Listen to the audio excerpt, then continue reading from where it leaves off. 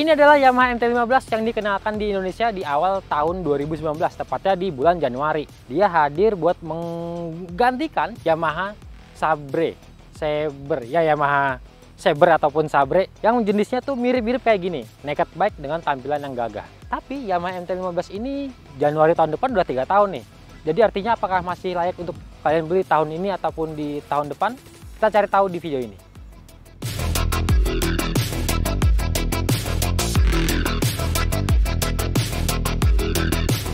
Pastinya masih layak banget buat kalian beli motor ini. Kenapa? Karena walaupun ini motor yang saya pakai model di 2019 awal ya, dengan warna yang seperti ini, yang agak abu-abu matte dengan orange ngejreng ini, tapi Yamaha selalu memberikan update warna di tiap tahun. Jadi kalau kalian beli tahun ini ataupun di awal tahun depan, ya warnanya udah nggak akan ada yang seperti yang saya pakai sekarang ini. Kita akan mengulas kekurangan dan kelebihan dari Yamaha MT-15. Yang pertama adalah desainnya. Walaupun dia udah mau hampir 3 tahun, tapi masih oke banget buat dibeli karena dia mewarisi desain naked bike khas Yamaha MT series ya. Mulai dari tampilan depannya dia terlihat sangar dengan batok lampu yang seperti ini. Ibaratnya ini seperti wajah alien dengan matanya. Ini berupa LED DRL dan lampu utama dia berupa proyektor. Jadi benar-benar lensa proyektor yang mentah yang nggak dipakein cover ataupun mika penutup ya. Dan dia juga sudah LED. Lalu di bagian tangki dia juga dibuat berotot karena tangkinya ini dilapisi cover plastik, jadi lebih mudah buat pabrikan membuat lekukan yang lebih berani dan lebih tegas gitu. Dan kalian bisa lihat dia cover tangkinya dari bagian atas ini sampingnya udah kelihatan lebar dan maju sampai ke bagian depan. Dan di bagian sini nih dia seperti air scoop dan dia ada bahan kayak kawat kasarnya itu. Jadi benar-benar menegaskan kalau bagian ini buat menangkap udara. Padahal mah enggak, ini gimmick doang sih. Hiasan, tapi oke, karena motor jadinya keren juga. Lalu di bagian bawahnya dia ada cover yang buat menutupi radiator dan juga mesin bagian atas. Rangkanya delta box, jadi memberikan kesan padat juga. Dan panel body bagian samping ini kayak ada panel plastik warna hitam yang seolah-olah seperti subframe di sebuah motor besar. Kayak di MT-09 dia ada subframe yang bahannya aluminium. Nah, ini dibuat seolah-olah seperti subframe tadi. Urutan belakangnya dia cenderung pendek, ujung bodi belakang sama ujung roda tuh jauh banget bedanya. Dan ini memang ciri khas dari Yamaha MT series juga, tapi spakbornya dia menjuntai ke belakang.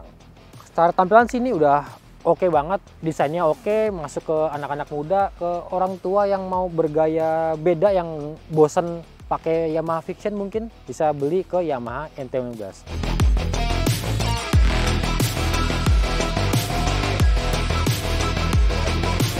Kemudian daya tarik berikutnya dari Yamaha MT-15, ini bisa dibilang sebagai naked bike yang punya fitur paling canggih dan paling lengkap. Oke, kita jembrengin satu-satu. Mulai dari bagian depan, dia suspensi sudah pakai upside down dengan warna gold yang gonjreng banget. Lalu rem depan dia sudah pakai cakram yang diameternya juga terhitung besar. Dan kalau kalian lihat peleknya, ini pastinya nggak asing karena peleknya ini punya desain ataupun bentuk yang sama kayak Yamaha MT-25, lalu sama Yamaha R25 juga. Dan ini ukuran juga sama. Dia pakai ban yang juga besar, ukurannya 110/70 ring 17. Lalu di lampu depan dia sudah pakai LED dengan lensa proyektor yang terangnya juga fokus. Dan di atasnya ada panel meter full digital dengan tampilan negatif display yang punya ciri khas kalau di kontak on ada sapaan high body. Tapi high body-nya itu bisa kalian ganti nama kalian, Bejo, Tole, siapa terserah kalian. Tinggal setting aja. Dan informasinya ini terhitung lengkap mulai dari odometer, trip meter 1, trip meter 2, fuel meter rata-rata dan fuel meter aktual. Kemudian ada posisi gigi, ada indikator shift light, jadi sebagai indikator kalian untuk berpindah gigi. Lalu ada indikator VVA dan ada indikator lampu-lampu seperti gigi netral, suhu mesin, cek engine, lampu sen dan lampu jauh. Di setang yang menarik adalah switch untuk starternya. Dia modelnya ala-ala Moge dari Yamaha MT-09. Kalau saya pernah dulu mencoba motornya, dia modelnya dorong ke bawah dan dia modelnya menyatu 3-in-1. Engine cut off, engine run, dan starter. Terus kunci kontak dia masih pakai pengaman magnet. Ya kebanyakan sih motor-motor naked bike ataupun motorsport di Indonesia yang mesinnya 150 cc memang belum ada yang pakai model keyless kecuali GSX-R 150. Terus suspensi belakang dia pakai monoshock dengan per yang warna kuning ngejreng, lalu swing armnya aluminium dan rem belakang sudah pakai cakram juga. Dan dia punya ukuran pelek yang besar, apalagi pakai ban ukuran 140/80/17 ya. Dan lampu belakangnya dia sudah pakai LED.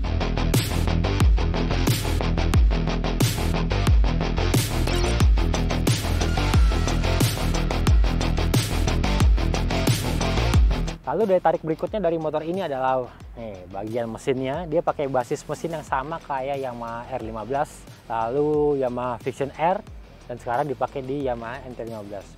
Speknya dia 155 cc, SOHC 4 katup, pendingin cairan, dan juga sudah injeksi dengan transmisi manual 6 kecepatan. Dan standarnya dia sudah dilengkapi dengan fitur assist dan slipper clutch.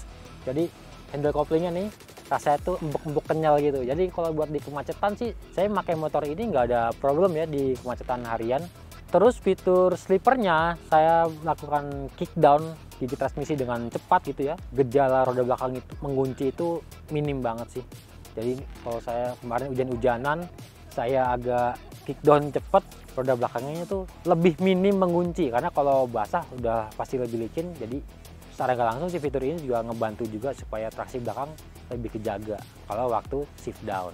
Nah, ngomongin karakter tenaganya nih, dia punya tenaga 19,3 PS, lalu torsinya 14,7 Nm. Dengan sokongan VVA, ini tuh rasanya memang berisi banget ya dari putaran bawah, tengah sampai atas. Cuman karena dia adalah MT, Master of Torque ya sebenarnya, jadi supaya torsinya lebih nampol, dia punya perbandingan final gear yang lebih ringan dibandingkan Yamaha R15. Karena kalau di R15 itu kan dia image-nya untuk sirkuit ya, untuk kecepatan tinggi. Jadi final gear-nya dibuat lebih berat supaya top speed-nya bisa lebih dapat. Nah, kalau di MT-15 ini dia lebih mengejar putaran bawah sampai menengah. Dan kalau saya pakai, ini tuh rasanya tuh kayak keentengan. Jadi di gigi 6, di RPM 6000, 7000 RPM, itu rasanya tuh mesin kayak minta nambah gigi lagi.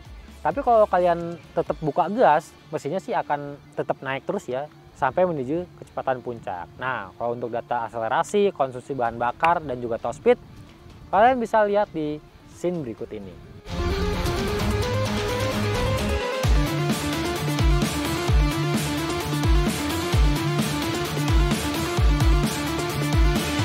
Nah, daya tarik yang berikutnya, ini masih berhubungan dengan mesin, yaitu konsumsi bahan bakar. Entah kenapa ini motor saya pakai tuh berasa tuh irit banget. Ini dari speedometer, dia angkanya 46 km per liter.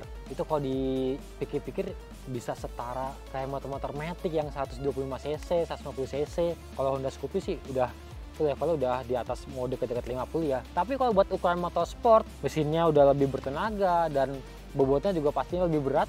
Angkanya ini 46 km per liter. Wah, ini mes banget sih sama konsumsi bahan bakarnya. Itu saya pakai nggak irit-iritin ya, jadi nggak eco riding. Saya benar-benar pakai senatural mungkin, seperti cara saya biasa ngebawa motor ya, ketemu jalan kosong digas kayak agak kencang, lalu kalau kena macet ya udah kena macet, mau terbang kan nggak bisa juga.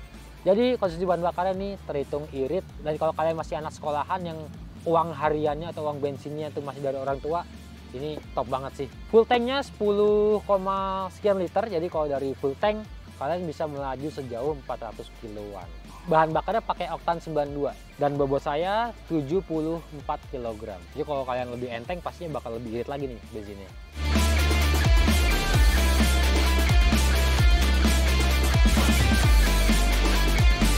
Oke, jadi motor ini buat harian kayak gimana? Ternyata kalau menurut saya sih masih oke ya, masih terhitung nyaman lah. Dia punya tinggi jok 810 mm, buat saya yang posturnya 172 cm ini masih oke, nggak ada jinjit-jinjitnya pisan. Dan dia setangnya tuh cenderung rendah dan lebar. Jadi dia memang ciri khas dari Yamaha MT series itu, posisi riding kita dibuat seperti agresif, dibuat sedikit maco. Contohnya seperti ini nih, jadi tangan memang mudah banget menggapai setang, tapi dada kita dibuat membuka, jadi kesan tuh agak sombong nih berkendara. Lalu karakter suspensinya dia terhitung empuk di depan dan di belakang, walaupun nggak ada setelan preload ataupun ribbon. Jadi benar-benar setelan suspensinya ini karakternya udah fix seperti ini. Dan dipakai buat nikung-nikung rasanya sih masih stabil, walaupun beberapa kali sempat timbul gejala mengayun ketika berbelok dengan cara yang agak agresif. Dan bobotnya ini 133 kg, kalau buat harian sih memang berasa berisi ya, tapi masih oke lah buat selap-selip di kemacetan.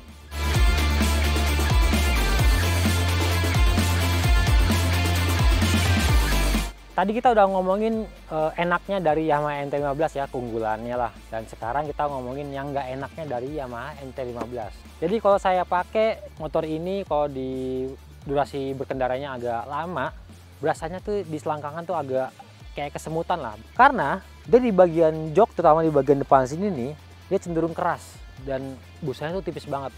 Beda cerita kalau kalian duduknya tuh agak lebih mundur ke belakang, yang memang di bagian sini lebih lebar dan juga busanya terasa lebih tebal. Nah, kalau saya pikir kenapa bisa sampai kesemutan gitu ya selangkangannya, karena motor ini kan menawarkan posisi berkendara yang dibuat agresif, yang lebih rasanya tuh merunduk gitu ya.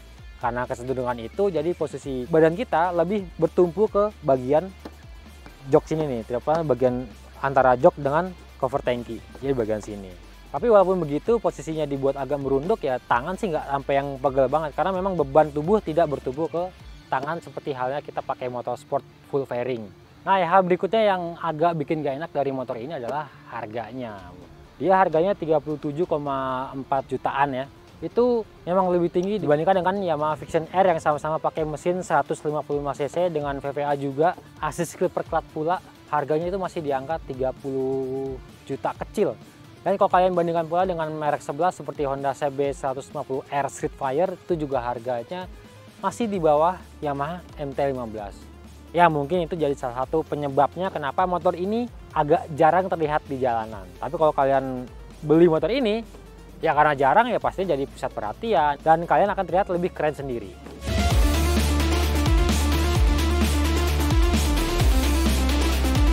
Ya seperti inilah Yamaha MT-15 kalau kalian pengen beli di akhir tahun 2021 ini ataupun di awal tahun 2022. Walaupun usianya udah 3 tahun untuk di Januari tahun depan, tapi secara tampilan motor ini masih layak banget buat kalian pilih. Bentuknya keren, desainnya gagah, dan mesinnya bertenaga tapi juga irit. Walaupun memang kalau kalian mau beli harus nabung lebih lagi karena harganya yang terhitung tinggi. Oke, semoga video ini bisa membantu kalian dalam menentukan pilihan akhirnya mau beli Yamaha MT-15 atau justru mempertimbangkan mode-mode motor yang lain. Jangan lupa di like, di komen, di subscribe channel Motovun Indonesia. Jangan lupa mampir juga ke website kita autofun.co.id. Sampai ketemu di video selanjutnya.